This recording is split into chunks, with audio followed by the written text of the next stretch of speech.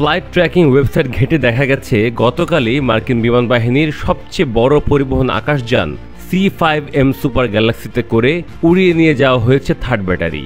সেটি নামানো হয়েছে দক্ষিণ ইসরায়েলের নেভাটিম বিমান ঘাঁটিতে এবং নেভাটিম ত্যাগ করা পর্যন্ত ৮ ঘন্টা অবস্থান করেছিল C5M super Galaxy.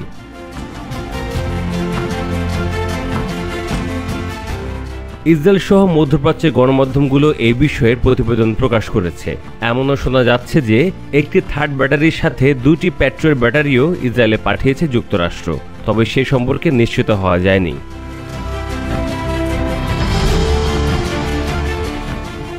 Hamas, Houthi ও তাদের মিত্রদের ছোড়া অব্যাহত ক্ষেপণাস্ত্র ও ড্রোন হামলা ঠেকাতে এবং ইরানকে আরও সতর্ক করতে এটি ইসরায়েল ও যুক্তরাষ্ট্রের সম্মিলিত প্রচেষ্টা। ইসরায়েল প্রথম থার্ড যুক্তরাষ্ট্রের কাছ থেকে পেয়েছিল গত বছর অক্টোবরের মাঝামাঝিতে।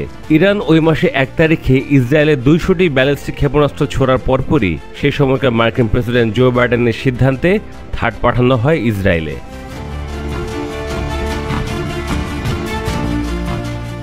প্যাট্রিয়টও ক্ষেপণাস্ত্র প্রতিরক্ষা ব্যবস্থা, কিন্তু থার্ডের মতো অতটা কার্যকর না। থার্ড হচ্ছে বৈশ্বিকভাবেই অন্যতম সর্বাধুনিক ক্ষেপণাস্ত্র প্রতিরক্ষা ব্যবস্থা। থার্ডকে বলা হয় হিট টু কিল প্রযুক্তির, অর্থাৎ ছুটে আসা ক্ষেপণাস্ত্রকে আঘাতের মাধ্যমে এটি ধ্বংস করেই ছাড়ে। প্রচলিত ক্ষেপণাস্ত্র ও আকাশ প্রতিরক্ষা ব্যবস্থার চাইতে থার্ডের কাজের আওতা ও পরিধি অনেক বড়।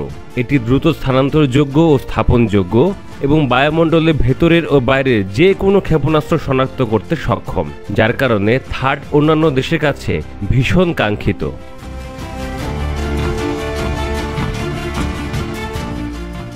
থার্ড মূলত স্বল্প ও মধ্যপাল্লা ক্ষেপণাস্ত্র ধ্বংসে পারদর্শী। ক্ষেত্রবিশেষে দূরপাল্লার ক্ষেপণাস্ত্রও ধ্বংস করতে পারে এটি। আমেরিকান কংগ্রেশনাল রিসার্চ সার্ভিসের তথ্য অনুযায়ী থার্ড একটি সম্মিলিত ব্যবস্থা, যেটিকে বলা হয় থার্ড ব্যাটারি।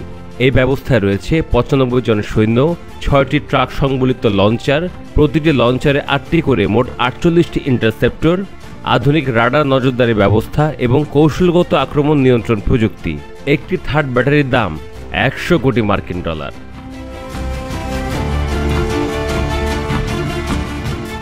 প্রতিরক্ষা গবেষকদের মতে গোটা বিশ্বে বর্তমানে 9টি থার্ড ব্যাটারি সচল রয়েছে।